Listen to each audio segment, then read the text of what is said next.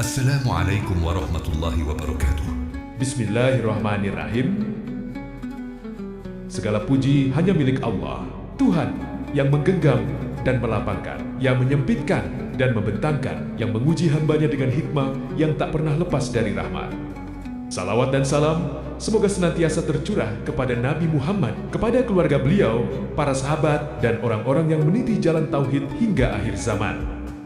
Pada kesempatan ini, kita melanjutkan kajian Asmaul Husna ke-21, sebuah nama Allah yang menjadi pasangan ruhani dari Al-Kabir, yaitu Al-Basit, Allah yang Maha Melapangkan. Jika pada pembahasan sebelumnya kita menyelami makna penyempitan sebagai ujian tauhid, maka pada nama Allah ini kita diajak memahami kelapangan, bukan sebagai jaminan keselamatan, tetapi sebagai ujian yang tak kalah berat bagi hati manusia. Karena tidak setiap kelapangan adalah rahmat dan tidak setiap keluasan adalah tanda ridha. Al-Basit melapangkan rezeki, waktu, dada, dan keadaan hambanya sesuai dengan ilmu dan kehendaknya. Ada kelapangan yang menguatkan iman dan ada pula kelapangan yang justru melalaikan. Maka, melalui kajian ini, kita akan belajar melihat kelapangan bukan dengan kacamata dunia, tetapi dengan mata tauhid, agar hati tetap tunduk, meski dunia dibentangkan luas di hadapan kita.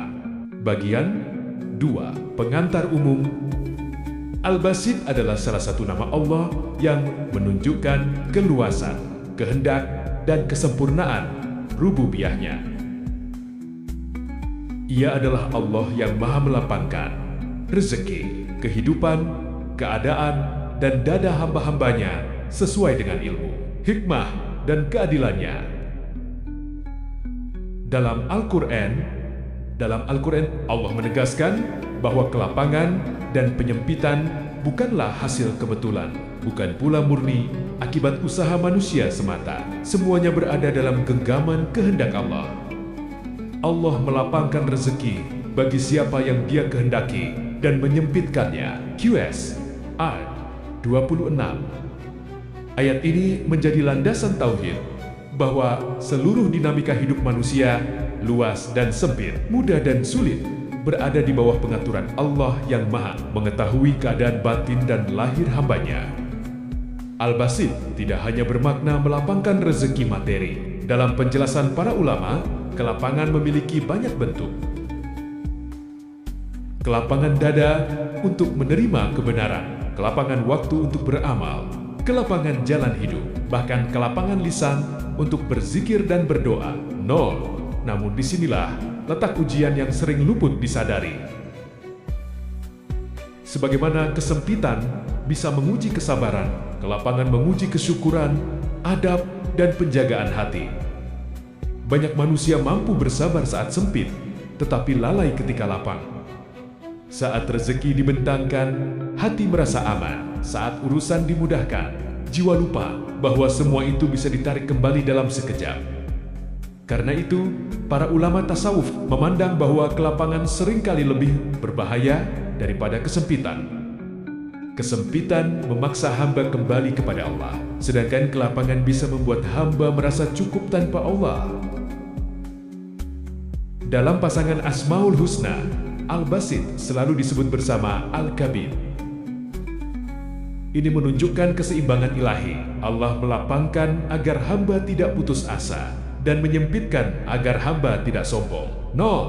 Kelapangan bukan tanda mutlak cinta dan kesempitan bukan bukti kebencian.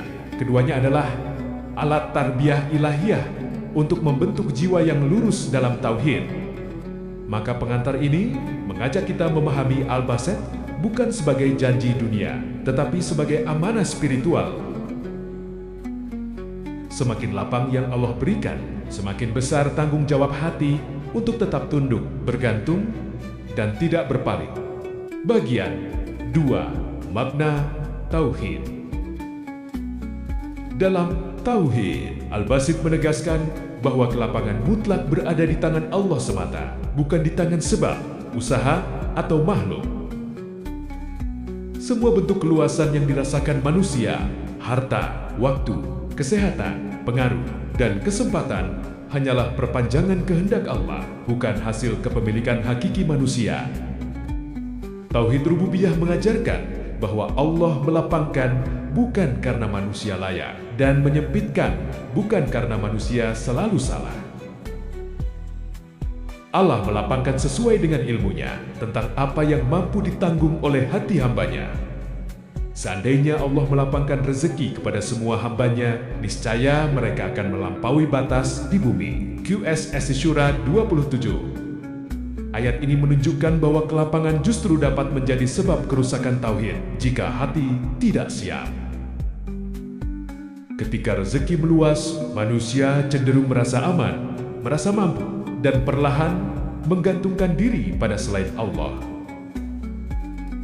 Tauhid uluhiyah diuji secara halus saat kelapangan datang.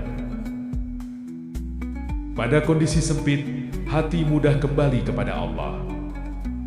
Namun ketika hidup terasa luas, doa mulai jarang, ketergantungan berkurang, dan rasa butuh kepada Allah memudar.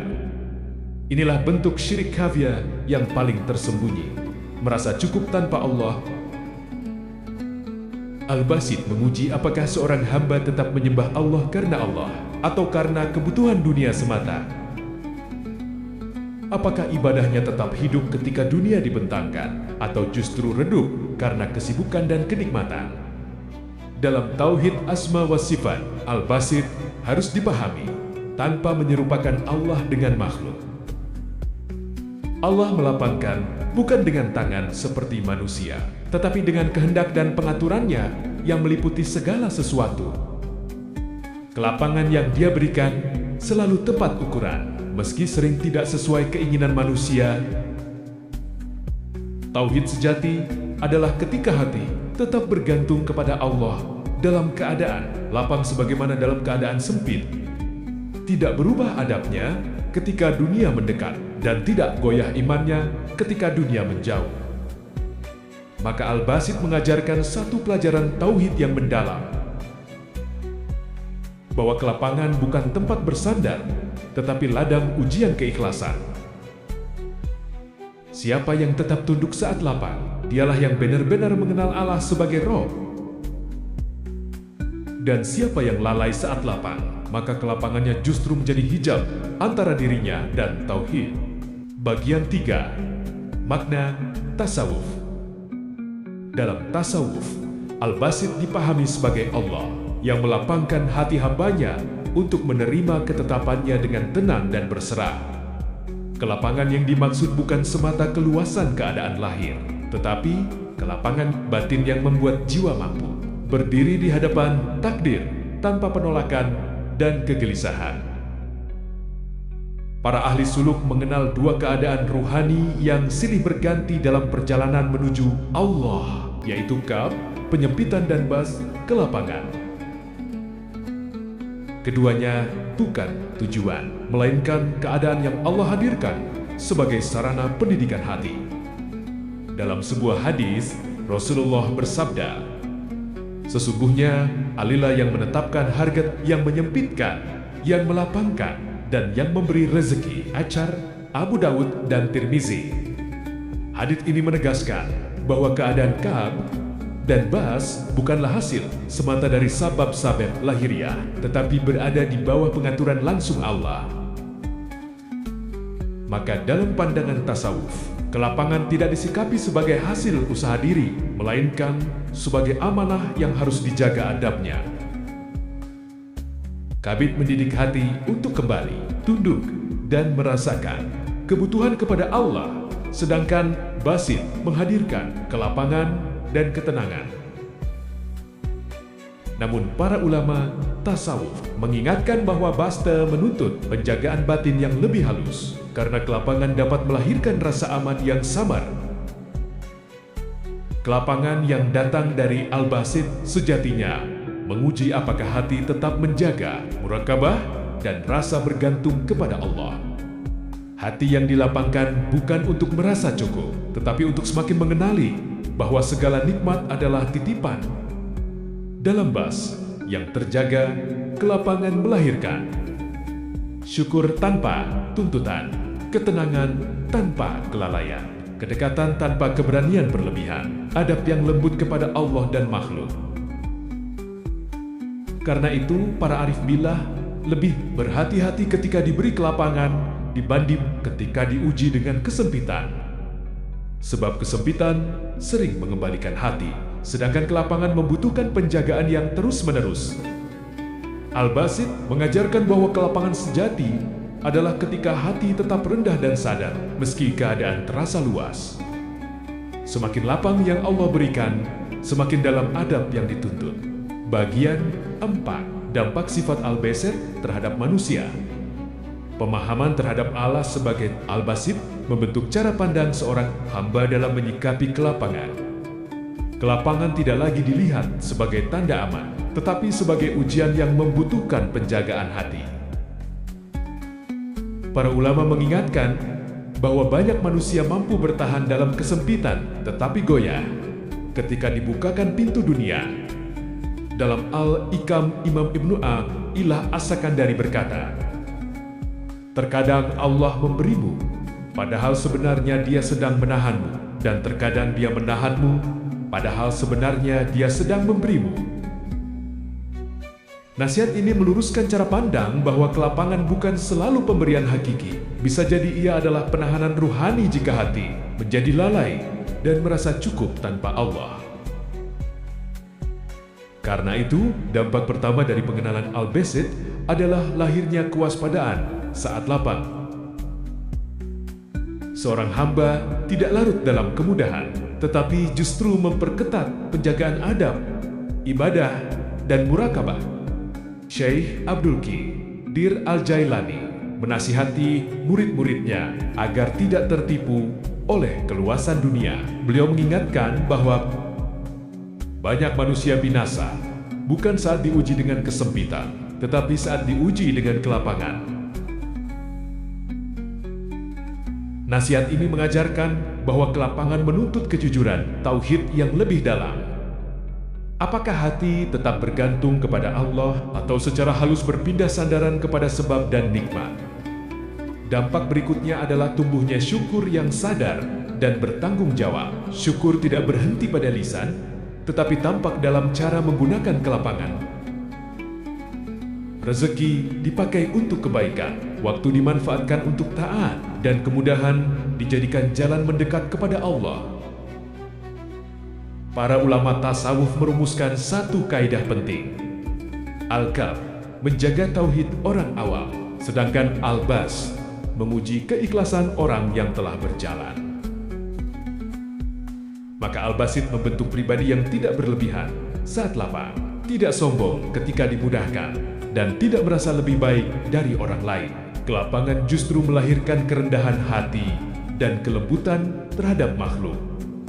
Dalam kehidupan sehari-hari, pemahaman terhadap Al-Basit melahirkan manusia yang tenang ketika dunia dibentangkan, waspada saat nikmat bertambah, lapang dalam memaafkan, teguh menjaga adab, stabil dalam iman.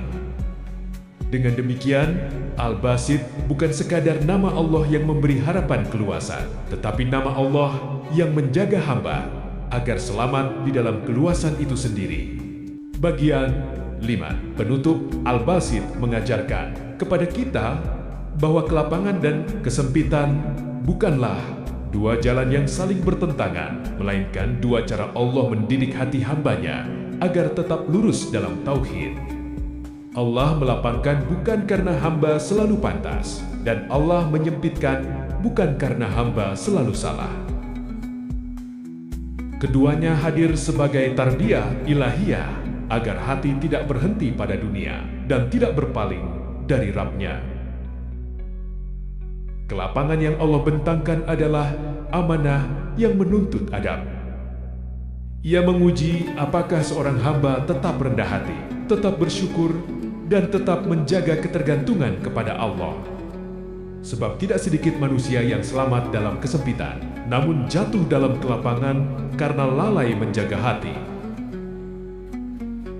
Sebaliknya, kesempitan sering menjadi pintu keselamatan. Ia mematahkan rasa mampu, menyingkap sandaran palsu, dan mengembalikan jiwa kepada pengakuan bahwa tidak ada tempat bergantung selain Allah.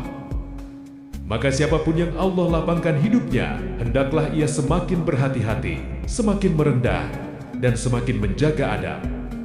Dan siapapun yang Allah sempitkan hidupnya, hendaklah ia tetap berharap dan yakin bahwa Allah sedang menuntunnya dengan hikmah. Ya Allah, Engkau Maha melapangkan dan Maha menyempitkan. Lapangkanlah hati kami untuk taat kepadamu. Jagalah kami ketika Engkau memberi kelapangan, agar kami tidak lalai. Kuatkan kami ketika Engkau memberi kesempitan, agar kami tidak berputus asa. Jangan jadikan nikmat-Mu sebagai sebab kami jauh dari-Mu, dan jangan jadikan ujian-Mu sebagai alasan kami berpaling dari-Mu. Jadikan kami hamba-hamba yang mengenal-Mu dalam setiap keadaan, lapang maupun sempit, dan tetap bergantung hanya kepadamu. Semoga Allah menerima amal kita semua. Wassalamualaikum warahmatullahi wabarakatuh.